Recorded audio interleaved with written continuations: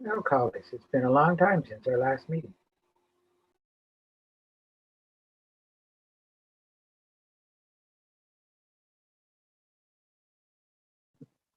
Okay, council members, we're good on YouTube. Okay, we'll just give Sherry a minute to come back.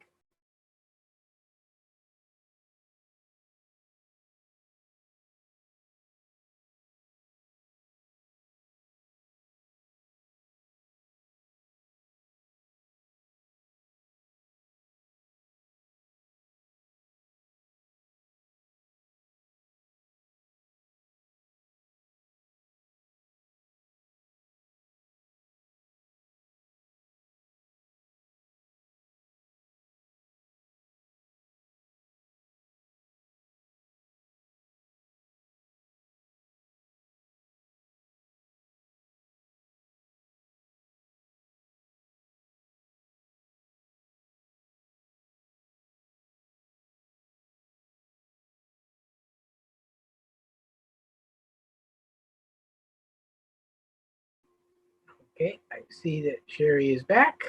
Okay, colleagues, I'm going to call to order this special council meeting to deal with an official plan update. And I will start with the notice to the members of the public to members of the public, staff, presenter, and members of council, please be advised that meetings are broadcast and recorded and made available on the internet. Is there any declaration of pecuniary interest? Madam Clerk, none noted. There are no minutes, and we have a deputation from our county planners. Ian and Keziah are both here. And before we begin, my apologies for our tardiness. We just finished up another special meeting and longer than we had anticipated. So we really, really appreciate you staying online to be able to do this. And we'll follow a similar process, colleagues. We'll go through the presentation. Oh, Ian, Brian, you're there as well. We'll go through the presentation, and then I'll call on. We'll do it with Sherry, Anita, and Donna, so sort of reversing the order that we did it last time for questions. So the floor is yours, lady and gentlemen. So go ahead. Well, thank you very much, Mayor Mitchell. It's a pleasure to be in front of council once again to provide you with an update on the county official plan. We really appreciate the interest that the township has taken, and I can say that you're one of the few townships that have really embraced this. We have invited us to meetings to explain what's going on. Your staff have been fantastic to work with and have really been engaged in the process as well. In addition, I think there's a number of residents that are following us very, very closely on our websites and our updates. So I want to take this opportunity to thank you for providing us with the opportunity to provide you with an update. I think it's been a couple of years since we've been to the table to update you, and unfortunately, last time, it seems so long ago, we were, unfortunately now we can't meet in person, but then we did, and it was in your council chambers, and I remember it was a great discussion. We do have a bit of a presentation to make beforehand, which will provide you with some information of sort of what's been happening in the last couple of years and what you can expect going forward. And Ian's going to make that presentation. So you all know Ian, he's the manager of planning.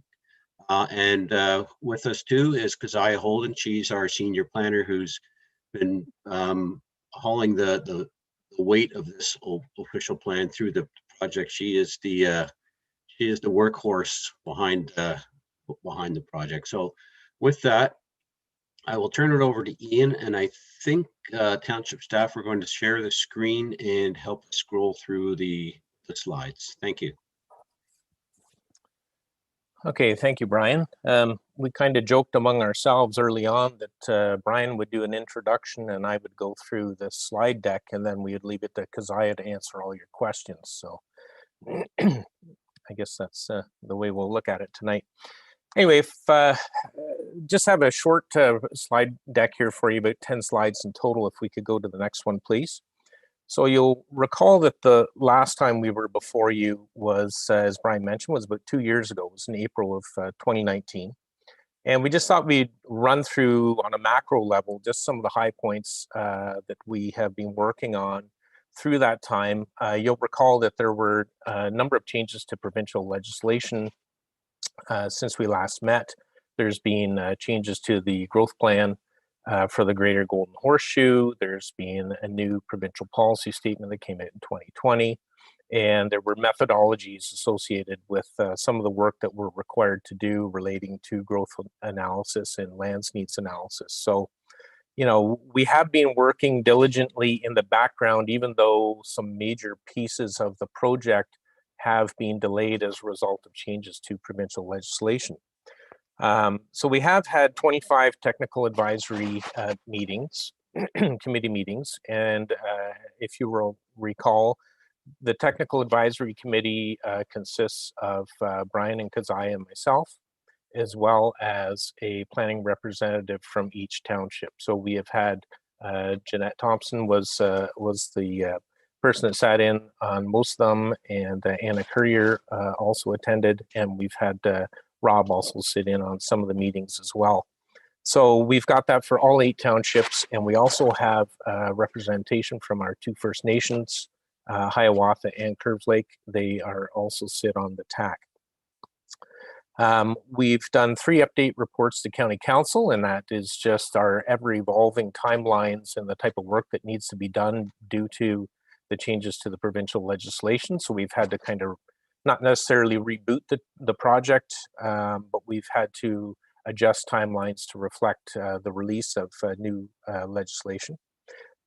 Recently, we've done 9 education reports to County Council, and I believe those have also been forwarded on to local councils for their input and review. We've done some natural heritage system mapping and sent a sample to the province for sort of a pre-approval. So under the new legislation with the growth plan, there is a requirement that the county have a natural heritage system in place. We did a lot of work a few years ago with the Ministry of Natural Resources, the local conservation authorities, the city of Kawartha Lakes, and we did develop a natural heritage system, which was called the Kawarthas Naturally Connected.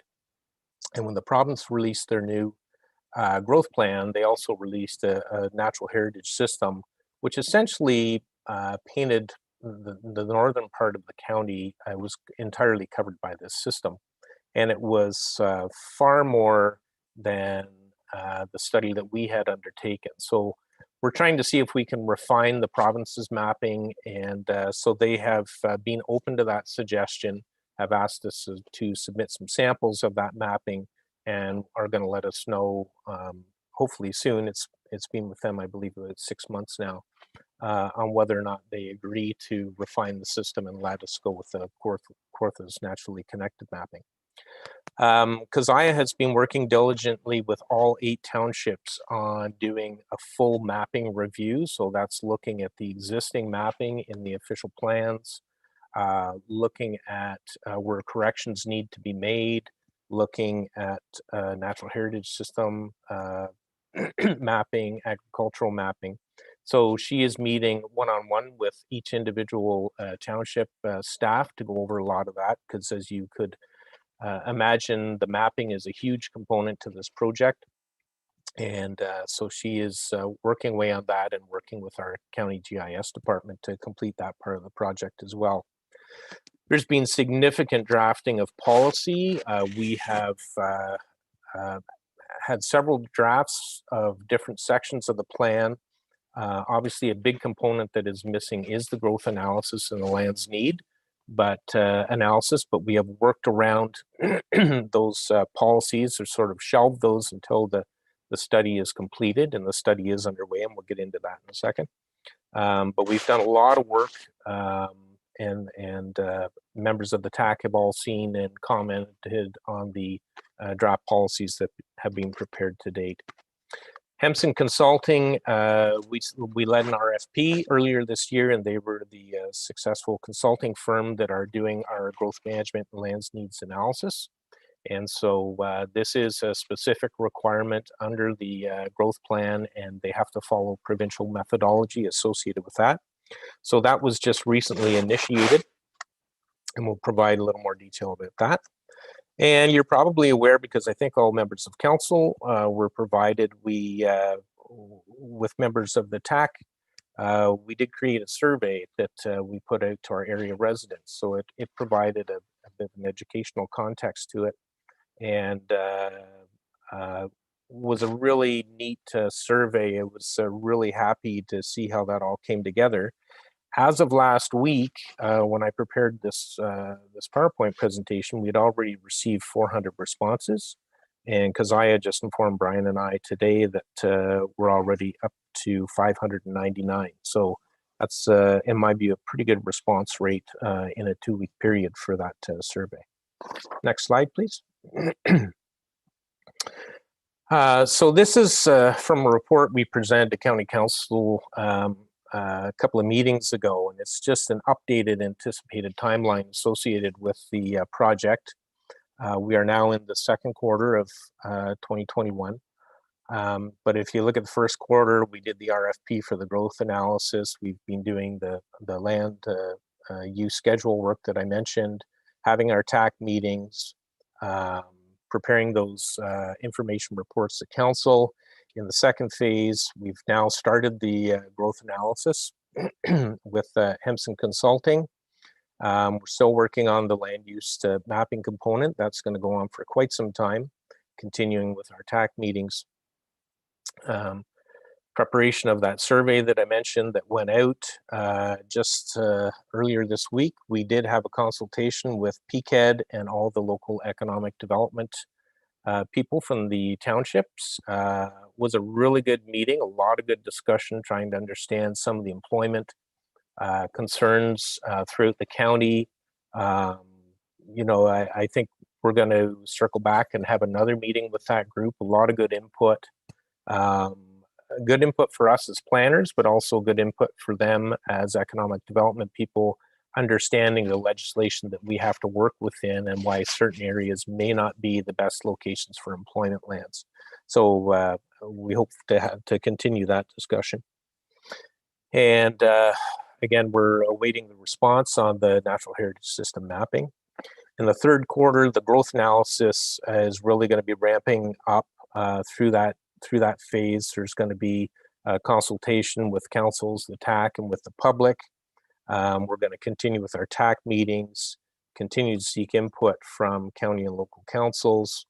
We'll be working on preparing appendices and the environmental schedules for the OP, again, more mapping component, and we're going to be preparing for some more public consultations. We are planning on releasing, I believe, 2 additional surveys, which I'm really happy with the response we've received on the first one. So I think it shows we might be in the virtual age that we're in right now with COVID, not being able to go out and have open houses and meet with the public directly. The survey seems to be a really good method to utilize, and we're happy with the success of that.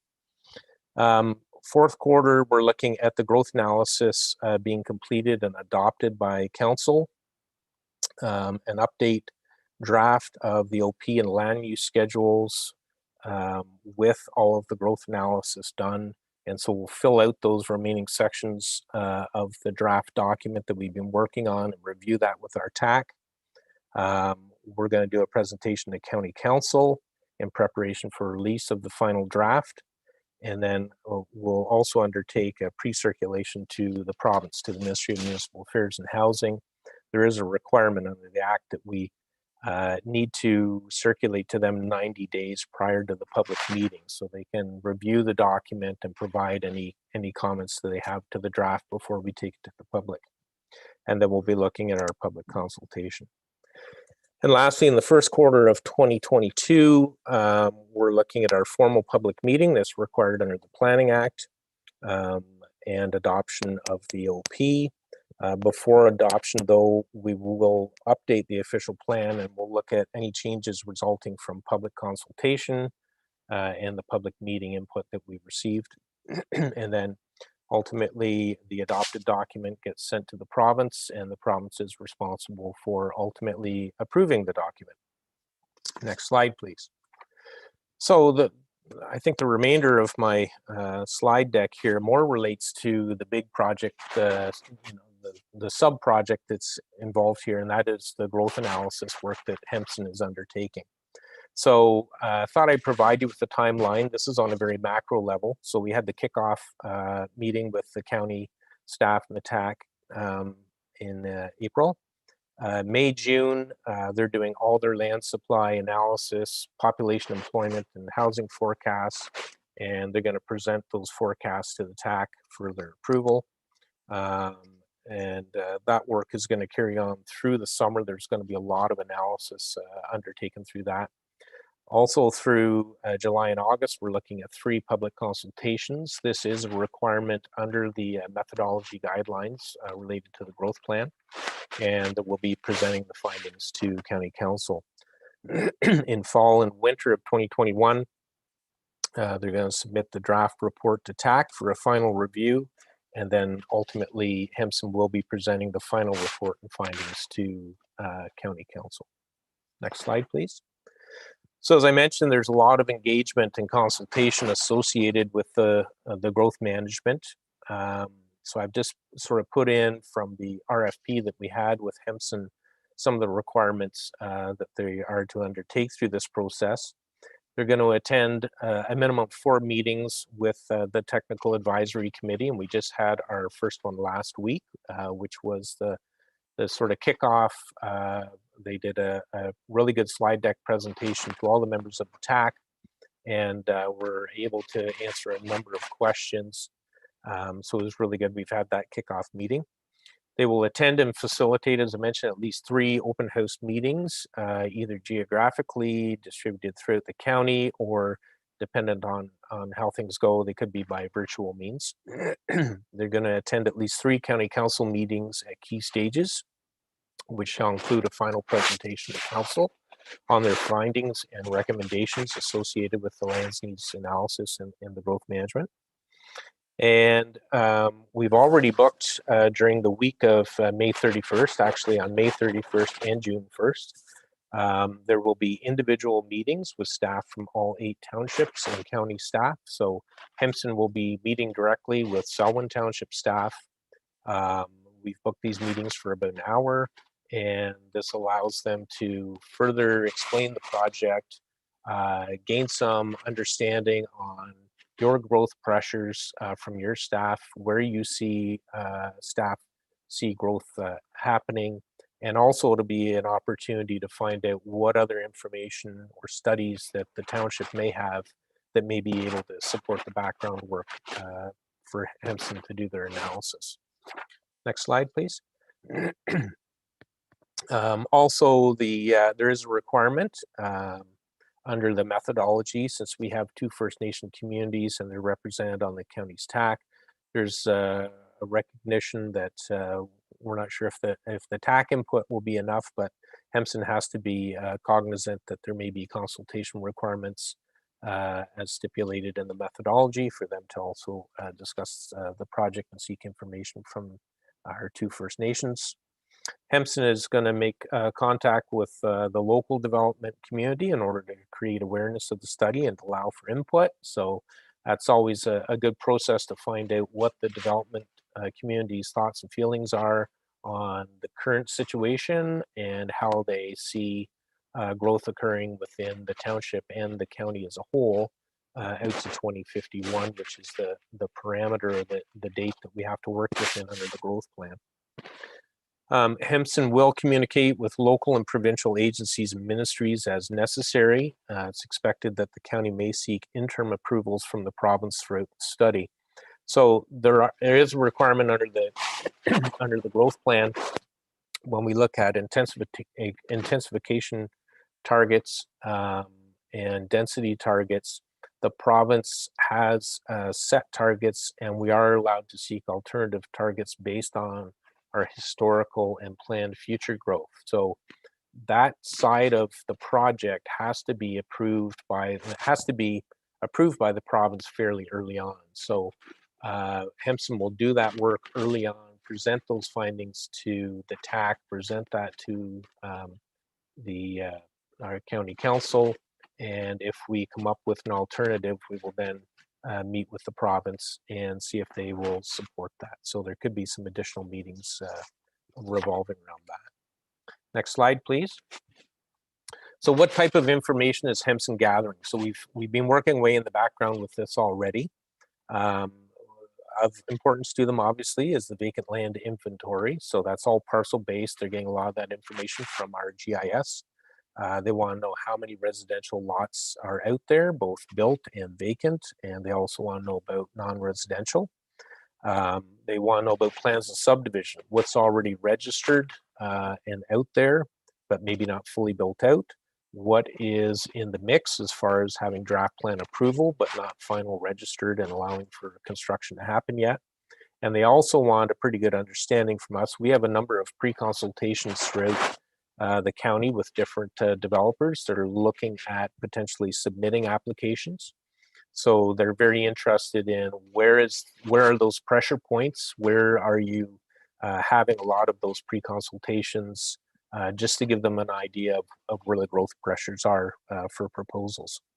They're going to be looking at all the land use designations in both county official plan and the township.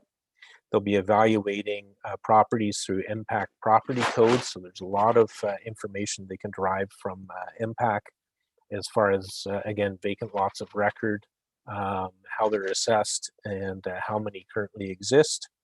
And then also employment survey information if available. And we did seek from PCAD recently their business recent study that they did last summer looking at all the businesses or the building on that. So we got that from PCAD and forwarded that to them as well. Next slide, please. Obviously, they're also looking at building permit information since 2016. They've got the StatsCan information up to 2016, and they're now looking at all the new building information that has come in since that time. It allows them to differentiate what are the new units and renovations and conversions that have happened since the last census in 2016.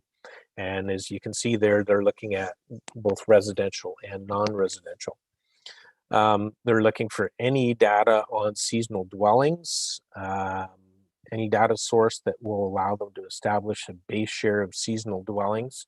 So we have provided them with some information related to that based on impact information that we receive yearly. So that information has already been provided. And again, any other land use planning studies or forecasts relevant to the assignment. So as an example, the Township of Cabot-Monaghan, they undertook their own employment study, growth needs analysis last year. And so that is being provided. We've already spoken with Rob Lamar, and he's advised that I think there was some infrastructure master plan work that was done. So those types of studies are all important when we look at growth areas such as Lakefield. So that's the type of information I'll be looking for. Next slide, please. So outcomes and deliverables. What are we going to get out of this Hempson project at the end of the day? So as I mentioned, we're going to get a completed lands needs assessment methodology. It's going to look at both population forecasting and employment for the county based on Schedule 3 of the growth plan. And as you'll recall, that gives us a projection that the province has given us for growth out to 2051. There'll be an evaluation of the suitability of provincial greenfield and intensification targets. So that's those targets that we have the ability to seek alternate targets as appropriate. There'll be recommendations associated with population and employment allocations for each local municipality. So we discussed this, I think, back in 2019 a little bit. This study will look at not only the overall population and growth within the county, but then it will make recommendations on allocating. So splitting up that big number and allocating growth numbers to each individual municipality within the county. Identification of excess lands that may be present in any municipality, together with an approach of curtailing development in those areas. Again, this is another growth plan requirement essentially what it looks at is the potential where an area may be over designated for growth. So too much land is identified for growth that beyond the 2051 projection. And so those lands essentially have to be put in a hold and can't be developed. So that part of analysis is being undertaken by Hempson as well. And then prepare policies to implement the preferred growth scenario, including policy pertaining to the achievement of intensification targets. And given the nature and character of some of the existing communities, obviously our 8 municipalities, although we're all within the county umbrella, there's a lot of variance in the type of development that we see as we go from the south to the north and from the east and the west. So the study will look at those characteristics in those municipalities and make recommendations on growth related to that. And again, identification of strategic growth areas where appropriate. So not only residential, but also on the employment side. Next slide. So that that concludes the PowerPoint, and we're open to any questions the council may have. Well, thank you very much, Ian, and to everybody that was involved in putting that together. Appreciate it.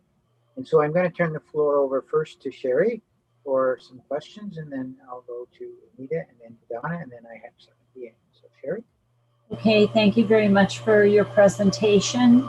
And I'm very interested in knowing the results of the survey that you did, because a lot of the questions had to do with severances. I personally have had questions to allow to sever in all the rural areas of our township. And for the most part, it's to allow a family member to remain on the land.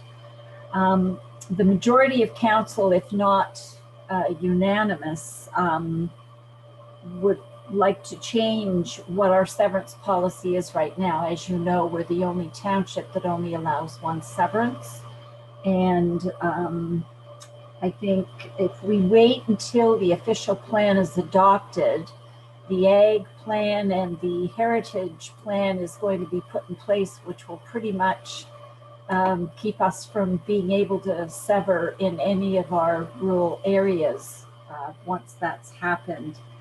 And I think we need some growth in other areas than what has already been established. So I don't know what you have to say about that.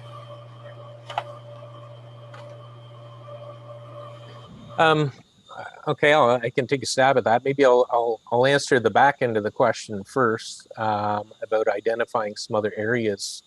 To you, Mr. Mayor. So the growth plan is very clear that you cannot identify new settlement areas. So the settlement areas that you have and that are identified are the ones that you have.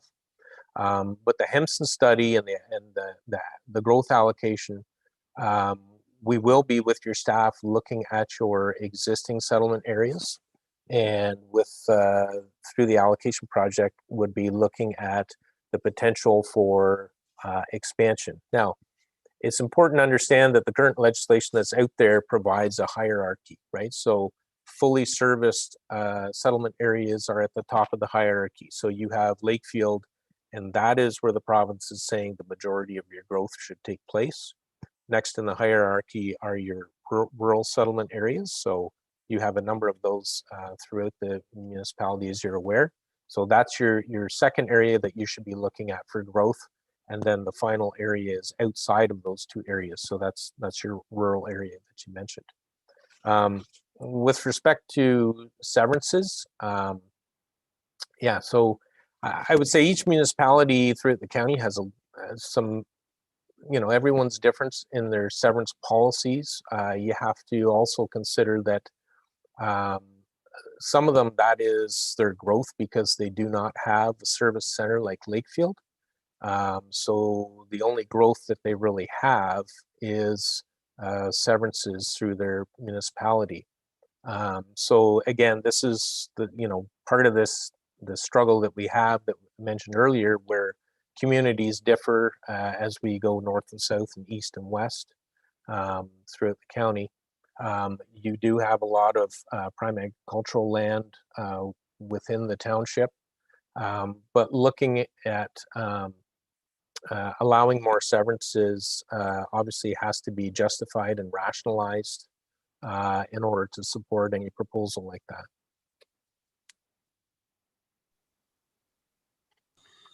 I can add to that through you, Mr. Mayor. What we have found too is that there are a lot of people, no matter where they reside, that want severances, and some of them are in settlement areas. Some of them are outside of settlement areas, some are in waterfront areas. And while, it would be great to say, every family should get a severance for their family member, that's really not the way planning is supposed to work.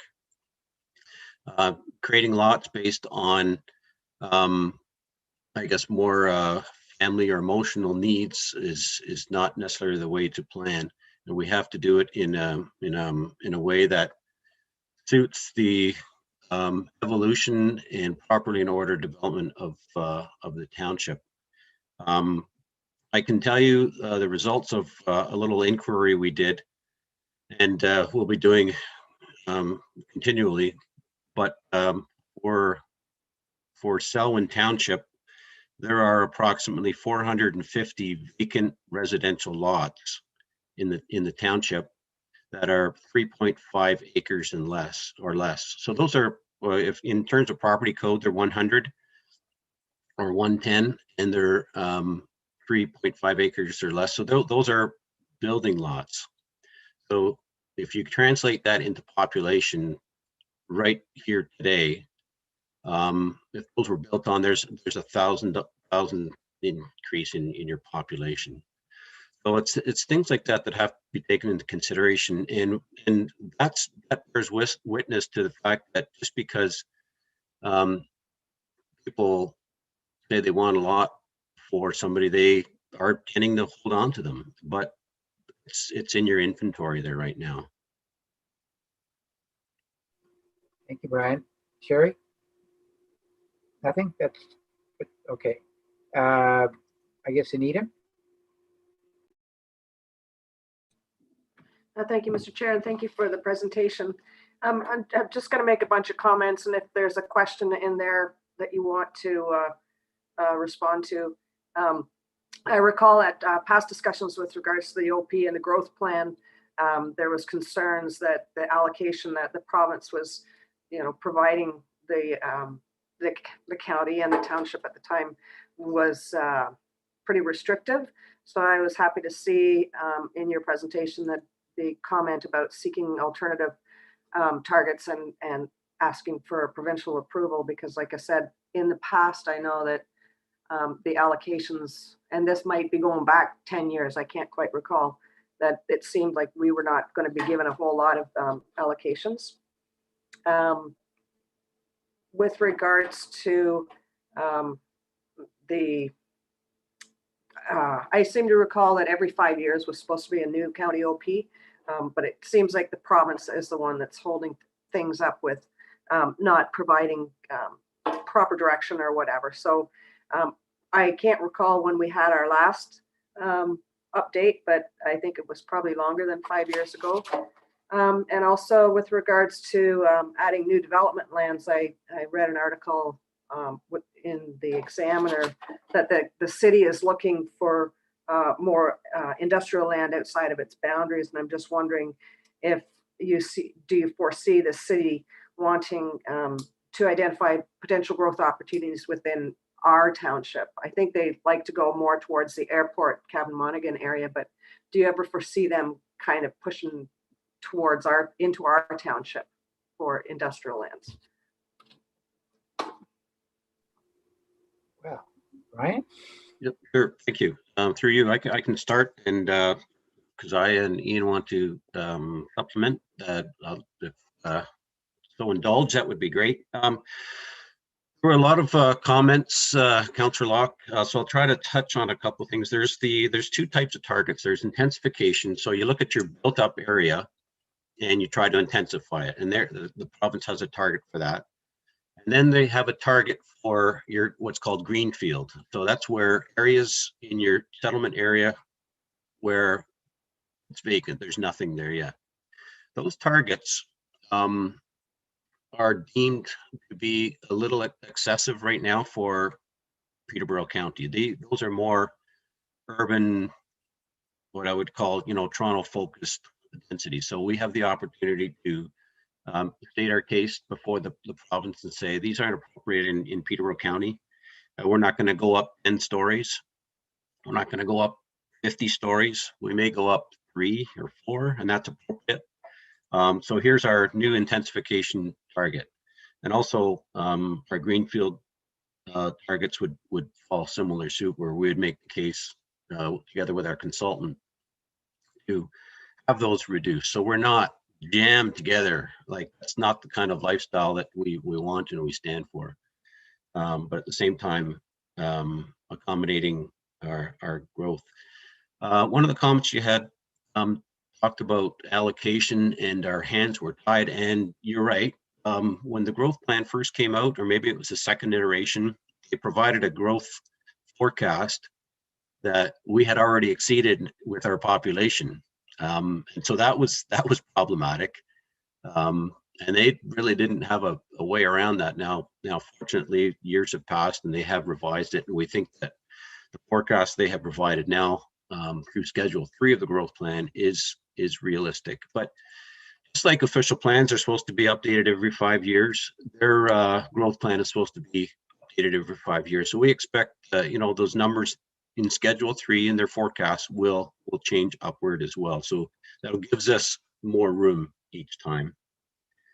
And with respect to the city, and I'll let Ian talk to this one a little bit more, but you're right, they were focused down in the Cavan Monaghan area, but at one time they were interested in partnering beyond the boundary. So I'll let Ian handle that. Thank you.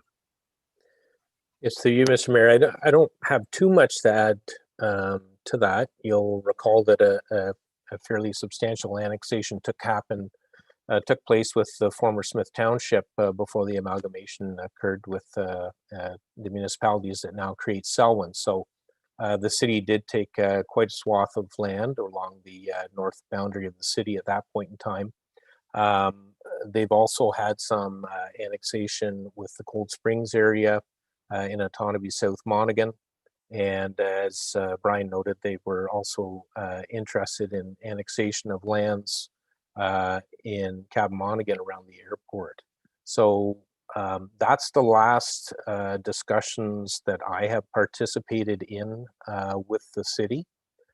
They have not come to us or identified any areas beyond that.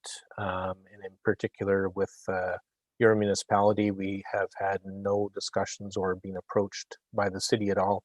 In fact, if they were going to approach, I would hope that they would approach the township and the county at the same time and not unilaterally. So no, there hasn't been anything as of today. Has not been no discussion about expansion of industrial land or employment land into Selwyn Township. Thank you, Ian. Donna? Yes, thank you through you. Thanks for the presentation and thanks for waiting for us. Maybe it's fortunate to you that our brains are partially fried. We've been sitting since 3:30 and we had kind of a stressful meeting before this. I have 2 questions. They're related to Ennismore. There's been some discussions around extending the boundary of the hamlet of Ennismore. And I was just wondering if there is any way forward to do that or any possibility for that potential. So through you, Mr. Mayor, is that currently or through the official plan project? It's just been conversational. It hasn't been anything formal. It's just been asked, I think, of the mayor and myself. I don't think there's been anything formal. So I think basically, since we're about to do the official plan, can we adjust the boundaries of the rural settlement area known as Ennismore?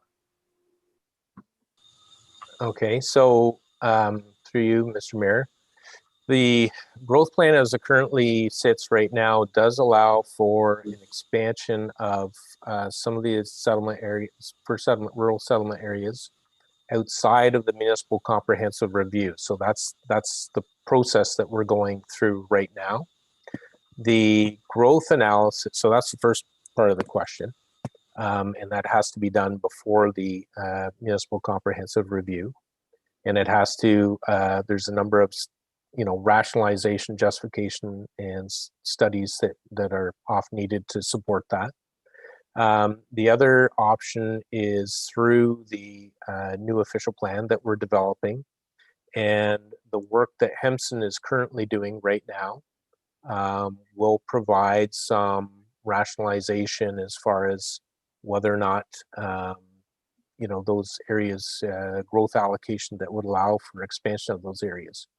You also have the potential through this through this process that you can look at your existing settlement areas, and you can look at where you have lands designated, and you can potentially shift around from one settlement area to another. So if you have a settlement area that has a lot of land designated, but there's no growth potential there, you can look at shifting that designation to one of your other settlement areas. And the key factor is that there's no net gain, right? So you're doing 10 acres for 10 acres sort of approach.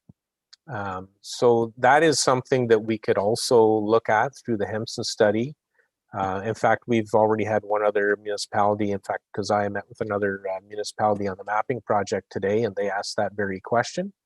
And so they are looking at their various settlement areas and at a staff level and determining whether or not they want to look at shifting around some of the acreages to other settlement areas that are undergoing more growth pressure. So that is definitely something that council could look at, or your staff could look at, and sort of highlight those things. And when we have that meeting, staff meet with Hempson, I believe with your township, they're meeting May 31st. They could bring forward some of that information, or at least get Hempson thinking around that side of the project.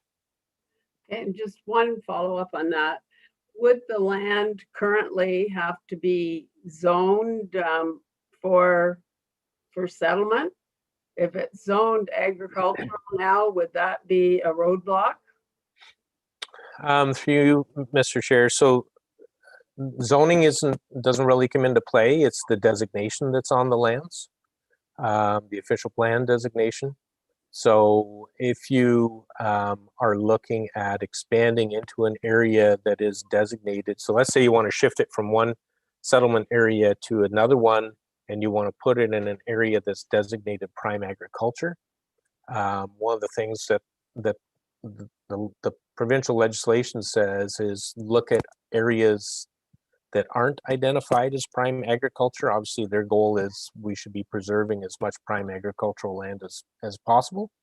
But there is a process where you could undertake an agricultural impact assessment, and you could rationalize and justify why it makes sense to move it to that particular location. So I'm not saying no, you can't do it, but there's a little more work associated with it to justify it.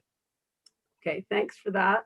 And my other question is related to prime agricultural designation. I know you didn't make these rules, but previously, I know Ennismore more than I know the rest of the municipality. We hardly had any prime agricultural land. It's very rocky and not known to be really great land for most part.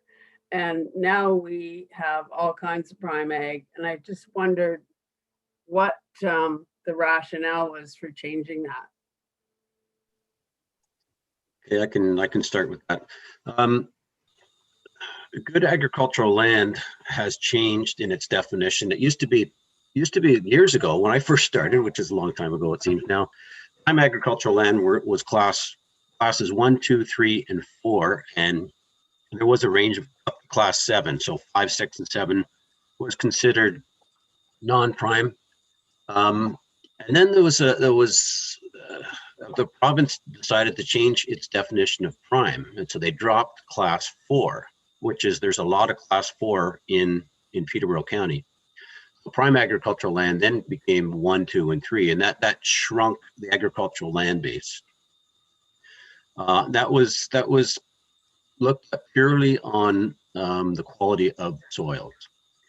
The new mapping that the province has come out with in terms of agriculture is not solely restricted to the type of soil, but the rural landscapes that exhibit capacity to accommodate farming. So you don't need great soils to grow certain crops. You don't need great soils to have certain types of farming, poultry farms, certain beef farms, other livestock farms.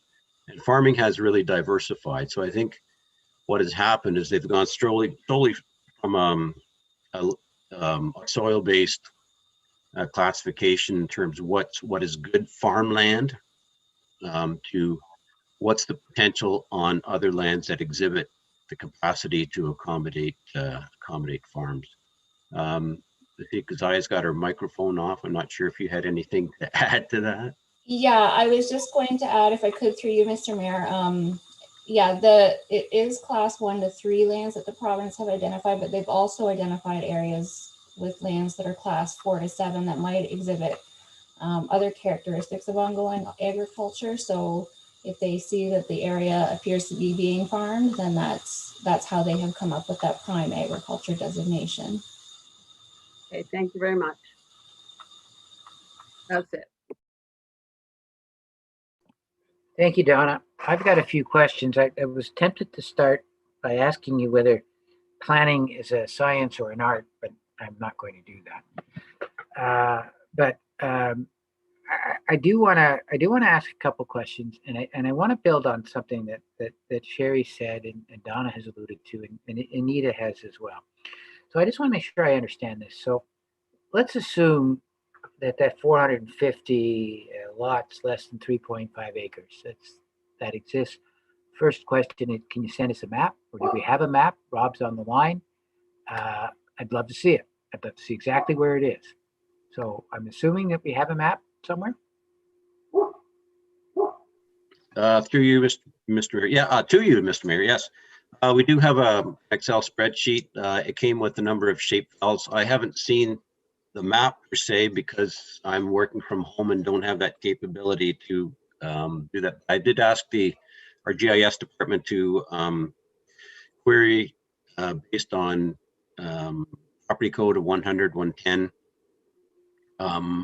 So that's rural, vacant, residential, and decided to go with 3.5 acres. I know there are properties that are more than that.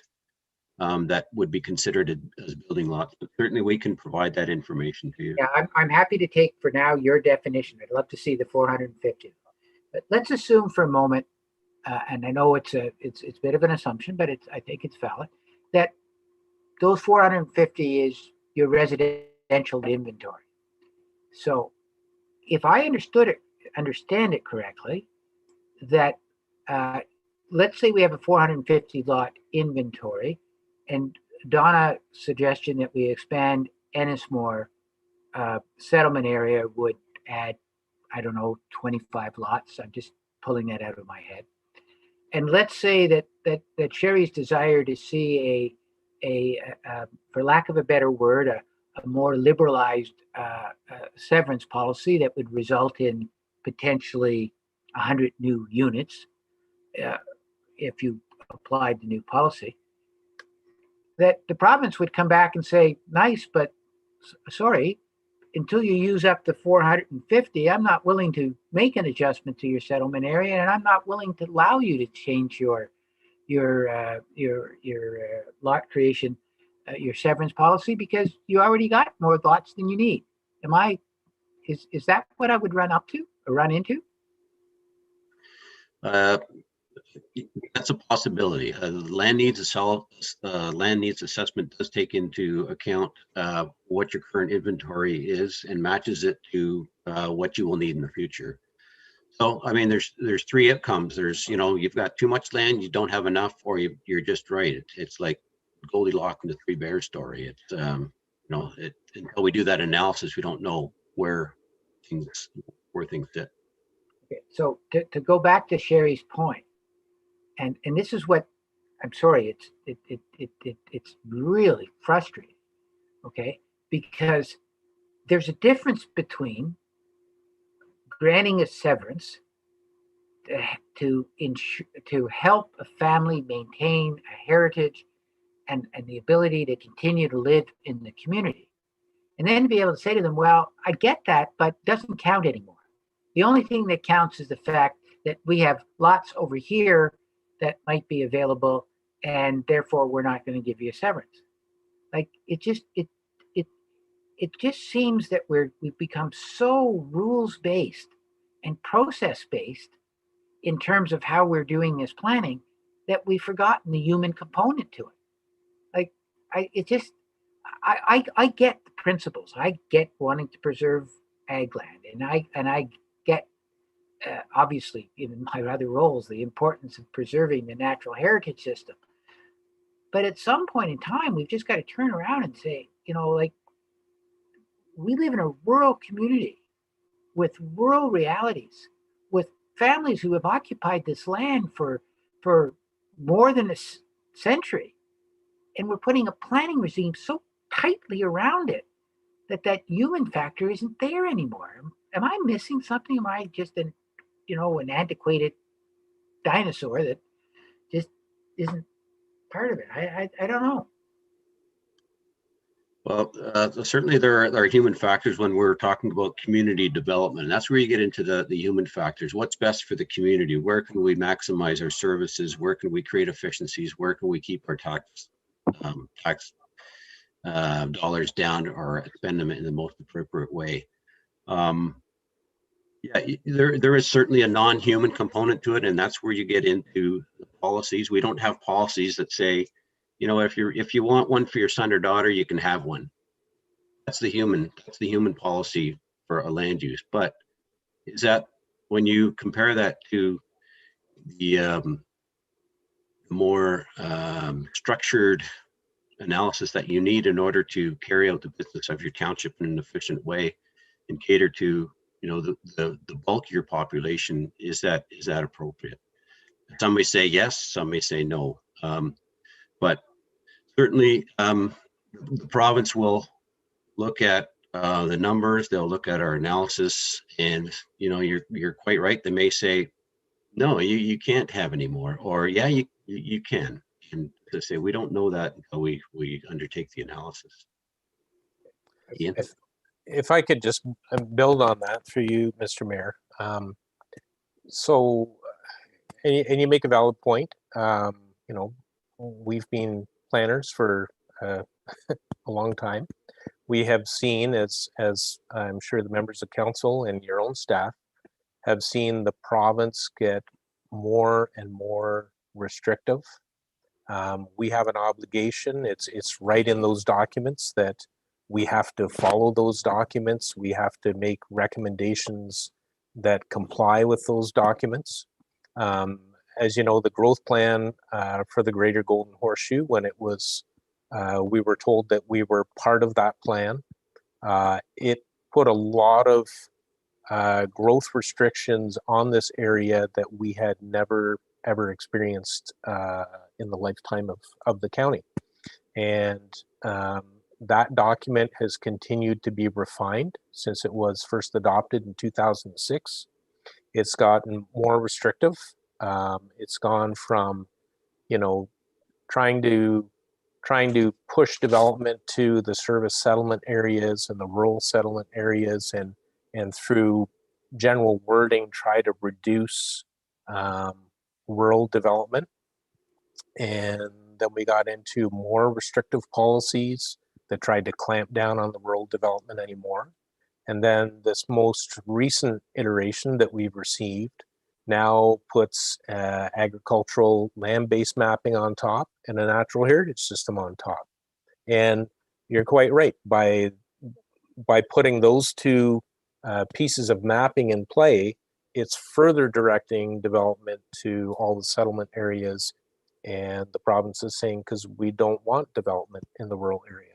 So as you're aware, and the deputy mayor is aware, at county council, we have approached the province on at least 3 occasions when the growth plan was up for consideration and comment, and we had requested that Peterborough County be removed from the growth plan because we felt that the policies in the growth plan, they just don't fit our area. In fact, I believe the last time that we made that pitch to the province, we had the city of Kawartha Lakes, and we also had the county of Northumberland as allies. And all 3 of us went in and said, take us out of the growth plan because it just doesn't make sense for our area, and the province declined. So, you know, you go beyond Peterborough County to the north or to the east of us, and they don't have those types of restrictions in place. But we are trying to create a new official plan that we know has to comply with this provincial legislation, and that's the microscope that the province is going to put it under after it's adopted by council. And if it doesn't follow the prescribed legislation, then they will modify it to make sure that it does. So that's what we work within. But you make a fundamental point when it comes to the growth plan. We look more like Hastings than we look like Durham, and therein is the problem. You're trying to the province, not you, is trying to force a construct which makes sense in the urban golden horseshoe to a community like Peterborough County, and it doesn't fit. It doesn't fit, and that's a fundamental problem. And it doesn't matter which government, because they've all been there when it's been there, and they just don't get it. And maybe the approach isn't to say take us out of the growth plan, and I think we may have already tried this one. Like, let's have our own growth plan that includes Northumberland, ourselves, and the city of Kawartha Lakes that is more attuned to our reality than to their reality. But I digress. Let me go on to a couple things because my colleagues are all very tired. But you're right. The ag mapping and the natural heritage system and the growth plan combined is having the impact that we have very little place that growth can occur, and it isn't in any way, shape, or form attuned to the historical patterns that have occurred in our township. That's a simple reality, and in there lies a frustration. So I want to make sure, though, that when Hempson does their work, that they're doing their work in a post-COVID-19 reality. COVID will have many passing impacts. They'll be here during COVID, and then they'll dissipate when it's over.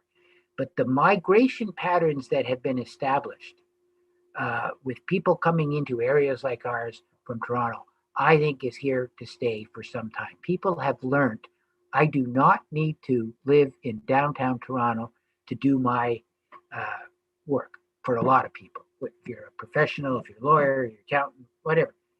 And I hope to goodness, as we do the growth strategy, that those new migration policies are going to be considered. Am I wishing something that isn't going to happen, or are those new migration patterns going to be taken into account? I think they actually did mention something already at our TAC meeting about some of the changes, the shifts in what they've seen, because they have they're doing a number of studies for other greater Golden Horseshoe municipalities, and that's certainly one thing that they did make mention of, the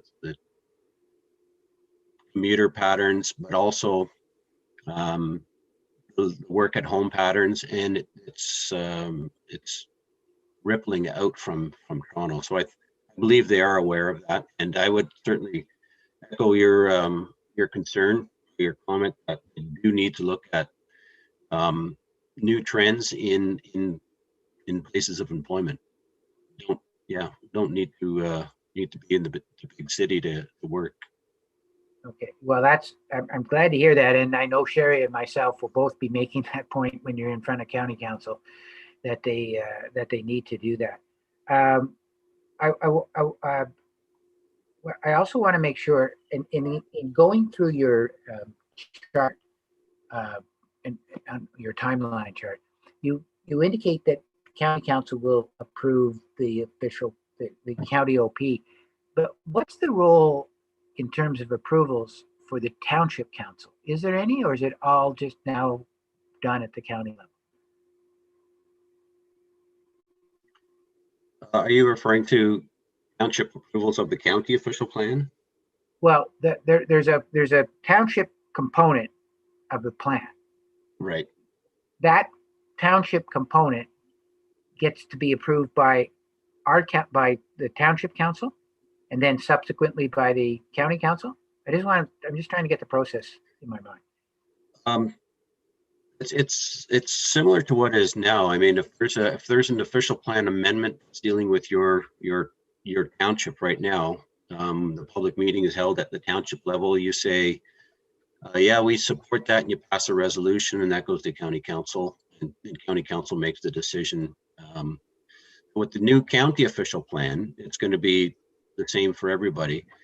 There is a local component to it as well.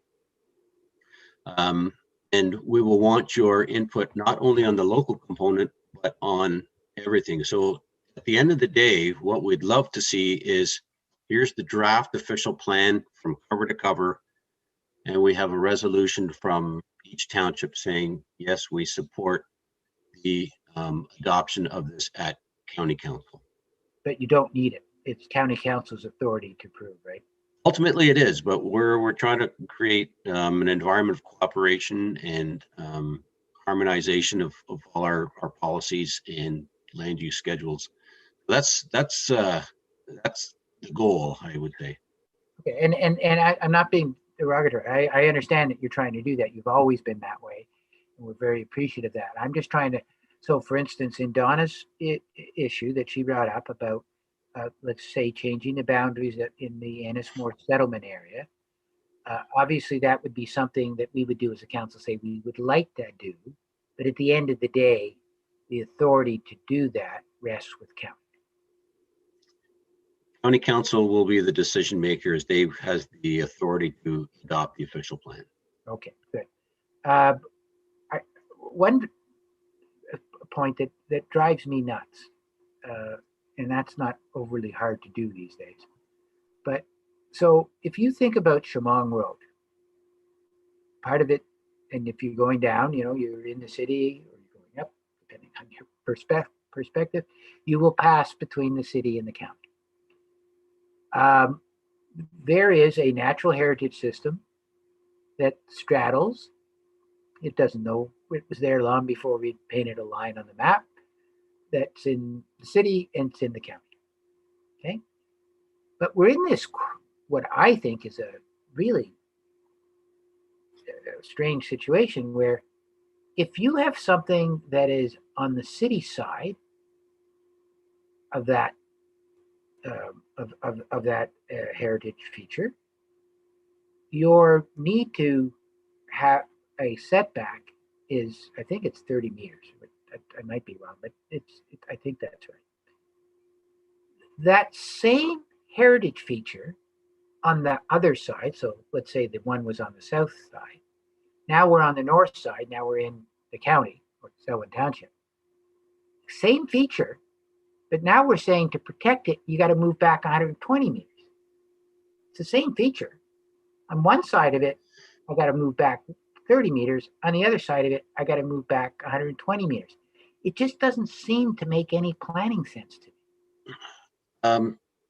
In that same scenario, you'll find with Lakefield as well, because it's a built-up settlement area. And the 120 does not necessarily mean you can't build it. It means that's the study area. If you're within 120, there is a study area, but there are different requirements depending if it's an urban or built-up area or not. And I'm going to turn it over to Ian or Keziah because they have more detail on that than I do.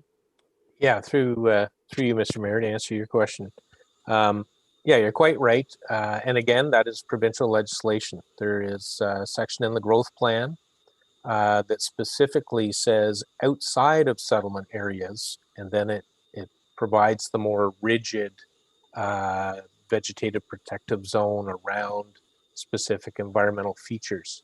What you have to remember, though, is that you still have the provincial policy statement that applies both inside the settlement area boundary and outside of the settlement area boundary. So there is still a requirement to conform with the provincial policy. It still speaks to natural heritage features within a settlement area boundary, although it is, I would say, not as prescriptive as the requirements of the growth plan. So a protection policy mechanism is still there within the settlement area, but there's more flexibility. As you noted, you could have a reduced buffer around a feature, as opposed to when you are outside of a settlement area, the province is very prescriptive. Your absolute minimum buffer for a vegetative protective zone around a feature is 30 meters.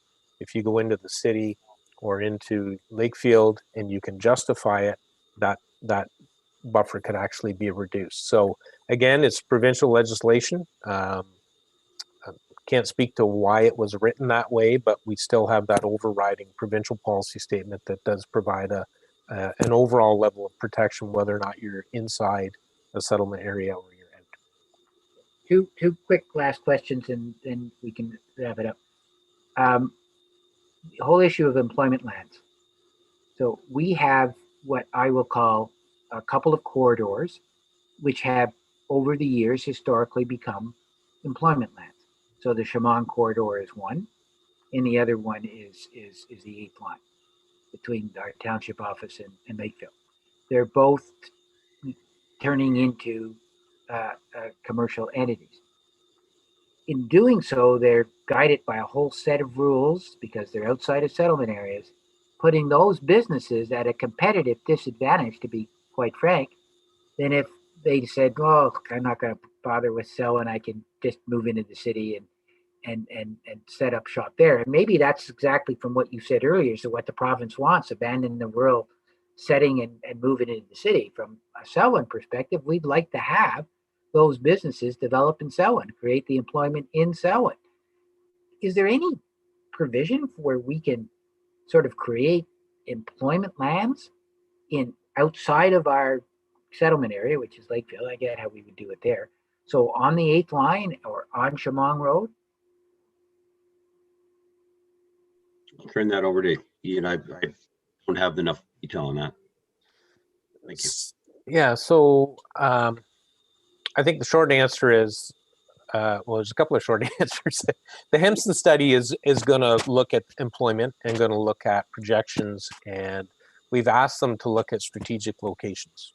And the meeting that we had this week with the economic development, with both PCAD and the economic development staff representatives from each township, was a really good discussion where we spoke to trying to be more strategic, build out those synergies where you have existing areas where there is already good employment growth.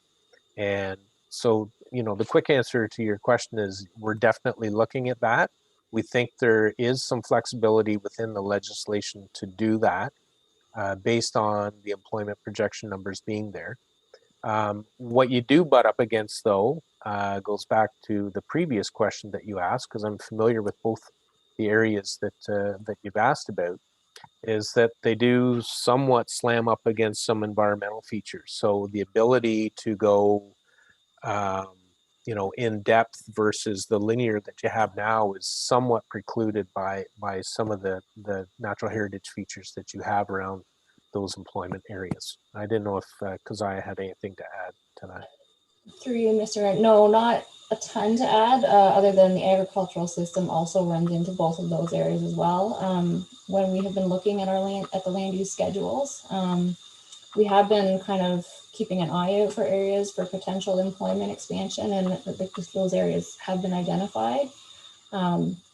But we're not making any changes because we're still waiting for the land needs assessment to come out. But you have to keep in mind the other constraints that are in the area, and it's just the brown and the green that the growth plan has brought in, and it's creating quite a few constraints. Just before I let you go, I want to take a moment to thank your team. You've produced a series of 5-6 page documents that have been reported to the county council on various aspects of the OP process. They've been very, very helpful, very informative. Really appreciate it. So I'm assuming they're a team effort to put those together, but I know they come under your signature, Brian. But I just want to thank you and your team for those. That's been great. You're welcome. And while it is a team effort, I mentioned earlier that Keziah is carrying the brunt of this, or carrying the load, and she is the author of those for the most part. So thanks to Thank her. you. Yeah, thank you very much. And finally, I notice that you're scheduled to send the OP to the province is the end of Q1 2022, a whole 30 days in advance of when the writ will drop for the next provincial election. So we shall see whether or not we will be back to the future with the process. So anyways, it'll be what it'll be. There's nothing we can do. We just have to work as hard as we can to get something up there. So anyways, colleagues, sorry for taking up so much time, but we did have our experts here, and it was great that they took the time. And again, as others have said, we appreciate that we've caused a late evening for you with a late start, but we're very appreciative of it. Colleagues, are we ready to adjourn then? But you do have a deliverable for us, which is that map. Yes, Sherry? Move to receive the presentation. Seconded by Donna. Everybody in favor? Yeah. Okay, then we need a confirming bylaw by Donna, second by Anita. All those in favor? And then we need adjournment from Sherry, seconded by Anita. All those in favor? We are adjourned, colleagues. Thank you for both meetings. Thanks all the staff, and thanks our guests. Thanks for having us. Yeah, good night.